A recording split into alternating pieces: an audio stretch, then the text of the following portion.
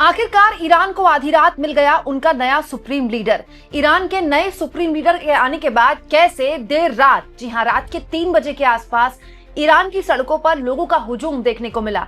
कैसे नए supreme leader के स्वागत में ईरान के लोगों ने युद्ध के बीच भी जश्न मनाया और इस ऐलान के तुरंत बाद कैसे दुनिया भर में तेल के दामों ने हाहाकार मचा दिया है, क्योंकि दुनिया भर में तेल के दाम एक बार फिर से साल 2022 के बाद रिकॉर्ड स्तर पर 100 के पार हो चुके हैं। जी हाँ दोस्तों, सब कुछ मैं आपको तफसील से बताऊंगी, लेकिन सबसे पहले मैं आपको बता देती हूँ ईरान ने आखिरकार देर रात अपना नया सुप्रीम लीडर चुन लिया है। दोस्तों, ये जिन्हें आप मेरे बगल में देख रहे हैं, ये है मुज्तबा खामेनेई। पूर्व में ईरान के जो सुप्रीम लीडर थे अली खामेनेई साहब, ये उनके पुत्र हैं और एक पूरी काउंसिल बैठी ईरान में, जिसके बाद देर रात ये ऐलान किया गया। इनफैक्ट आप भारत के समय अनुसार तड़के सुबह कह सकते हैं, करीब 6-7 घंटे पहले की बात है, जब मुज्तबा खामेनेई साहब को ईरान के सुप्रीम लीडर के तौर पर नियुक्त किया गया पूरी काउंसिल द्वारा।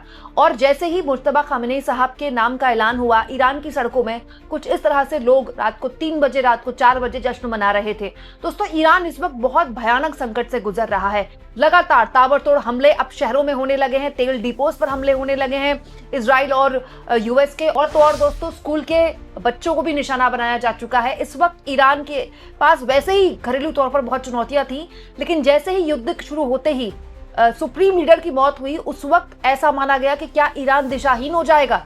लेकिन जिस तरह से काउंसिल ने पूर्व के सुप्रीम लीडर अली खामेनेई साहब के बेटे मुज्तबा खामेनेई को चुना है इस पद के लिए, ये बताता है कि ईरान ने अभी लंबे टकराव के लिए अपना मन बना लिया है। दोस्तों, मुज्तबा खामेनेई कौन है और किस तरह की विचारधारा इनकी है और क्यों अमेरिका और इजराइल के लिए बड़ी परेशानी बन सकते हैं, ये तो मैं आपको बताऊंगी ही, लेकिन मैं चाहती हूं कि आप इन तस्वीरों को भी देखें। देर रात की हैं, जैसे ही मुज्तबा खामेनेई का नाम सामने आया तब लोगों ने सड़कों पर उनका स्वागत किया कुछ इस तरह से।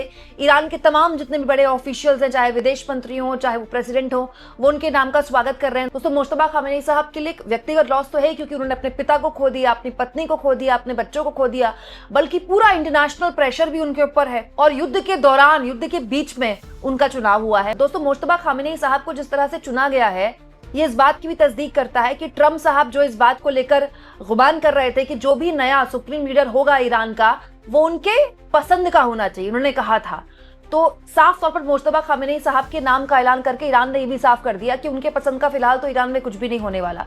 दूसरा दोस्तों, मुज्तबा खामेनेई साहब के लिए एक और बात बोली जाती है कि वो अपने पिता अली खामेनेई से भी ज्यादा कट्टर हैं। तो दोस्तों, ईरान के अंदर वो लोग जो लगातार अली खामेनेई का विरोध कर रहे थे, उनके लिए भी ये एक बहुत बड़ा चैलेंज होगा। लेकिन दोस्तों, इन सब के बीच तेल के दामों में दुनिया भर में आग लगी हुई है। 2022 में जब यूक्रेन और रूस का युद्ध छिड़ा था, उसके बाद ऐसा पहली बार हुआ है दोस्तों कि तेल के दाम जो हैं वो $100 प्रति बैरल के पार हो चुके हैं। जी हाँ, $100। दोस्तों, ये देखिए, क्रूड ऑयल के दाम जो हैं ये $103 प्रति बैरल के आसपास है। हो सकता है जब आप ये वीडियो देख रहे हो तब ये और बढ़ जाए। ये मैं आपको देर रात का आंकड़ा बता रही हूँ। ऑलरेडी 91-92 क्रूड ऑयल पहुंच चुका था।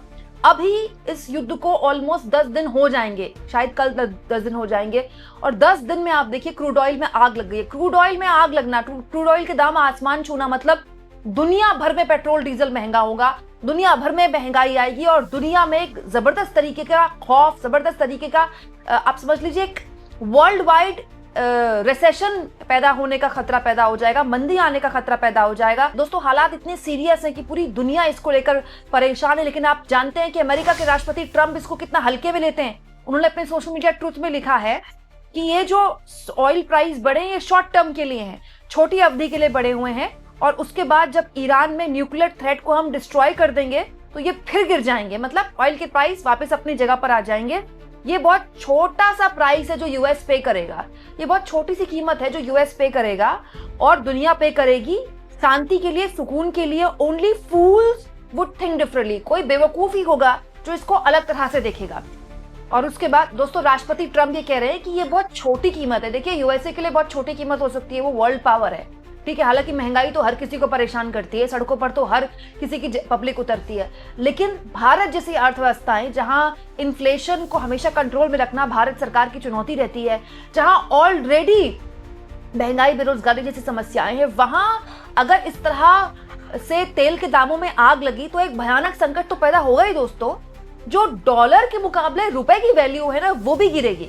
आप जानते हैं कि इस वक्त डॉलर के मुकाबले रुपए 92 के आसपास है, और ऐसे ही अगर तेल के दाम आसमान छूते रहें तो डॉलर के मुकाबले रुपया और गिरेगा। हाँ, ये भी बात सही है दोस्तों कि रूस ने जब यूक्रेन पर हमला किया था तब भी क्रूड ऑयल के दाम इसके आसपास पहुंचे थे, लेकिन उसके बाद वो वापस तो पहुंच जाते हैं अपने जगह पर अगर हालात सामान्य हो जाएं।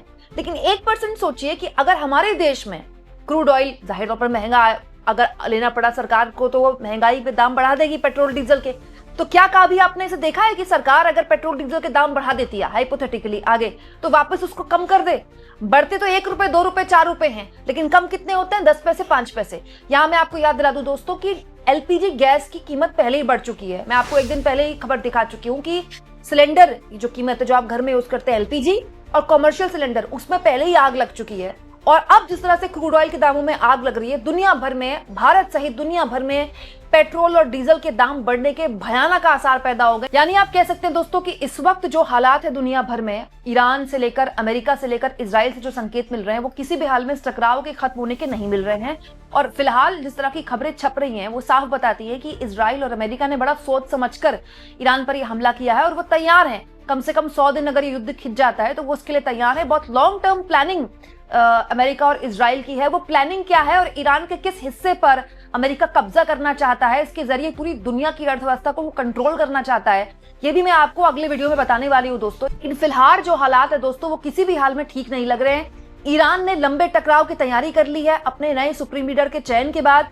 दूसरा, ईरान पर हमले भी लगातार जारी हैं।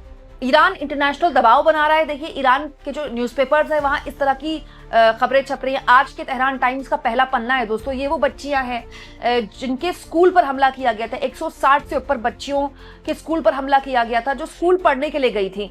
ये एक ऐसा वाकया है जिस पर इंटरनेशनल लेवल पर ईरान दबाव बना रहा है अमेरिका पर कि देखिए किस तरह के हमले कर रहे हैं, जहां स्कूल को भी बच्चों को भी ये लोग नहीं बख्श रहे हैं। हालांकि अमेरिका के राष्ट्रपति ने इससे पल्ला झाड़ लिया, ये कहते हुए कि हमला यूएस ने नहीं किया, ईरान ने किया है। जबकि अमेरिका की ही मीडिया लगातार ये बात बता रही है कि ऐसे कई एविडेंस है जिसपे यूएस ने ही ये हमला किया है। हालांकि अमेरिका के राष्ट्रपति का कहना है कि वो जांच कर रहे हैं। सोचिए दोस्तों, दुनिया भर में कितना बड़ा संकट है, तेल का संकट है, महंगाई का संकट है, दुनिया में महामंदी आने का खतरा है, स्टेट ऑफ हार्मोन्स बंद पड़ा हुआ है। उसके बावजूद भी सबसे ज्यादा निष्क्रिय अगर कोई संस्था है तो वो यूएन है, संयुक्त राष्ट्र है, इंटरनेशनल लॉज हैं, जिसके बाद सेकेंड वर्ल्ड वॉर के बाद दुनिया भर में एक तरह की शांति आई थी, एक तरह का इंटरनेशनल लॉ स्थापित हुआ था, दुनिया ने उसको पालन किया था, उसको माना था। लेकिन आज संयुक्त राष्ट्र जैसी संस्थाओं के लिए भी बड़ी सोचने का विषय है कि वो किस बात के संयुक्त राष्ट्र हैं, वो उनके लॉज किस बात के इंटरनेशनल लॉज हैं, जब उनकी कोई सुन भी नहीं रहा सिवाय ट्वीट करने के अलावा। संयुक्त राष्ट्र इस पूरे मसले पर देखिए किस तरह से बिल्कुल मतलब एक तरह से उसकी कोई ताकत ही नहीं बची है। देखिए दोस्तों, दुनिया भर में किस तरह का माहौल है और संयुक्त राष्ट्र बस तमाशा देख रहा है। आप इस मुद्दे पर क्या सोचते हैं दोस्तों? जिस तरह से ईरान ने युद्ध के बीच अपने नए सुप्रीम लीडर का ऐलान किया है और अमेरिका और इजराइल के साथ लंबी लड़ाई लड़ने का ईरान भी हुंकार भर रहा है, ये दुनिया को किस तरह के खतरे में धकेल सकता है? कमेंट बॉक्स में जरूर लिखें।